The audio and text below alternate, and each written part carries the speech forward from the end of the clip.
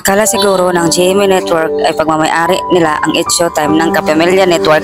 Yan po ang hamon ng GMA7 sa TVJ na gagamitin ng GMA7 ang It's Showtime para ipatumba kunwari ang It Bulaga ng TVJ sa non-time.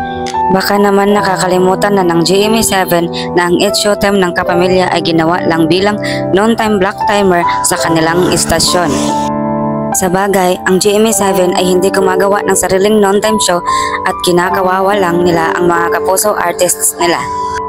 Inuna pa ng GMA7 ang kanilang pride para ipatumba ang TVJ, mas inuna pa ng GMA7 ang paghahamon nila sa TVJ kaysa sa kapakanan ng kanilang mga artista.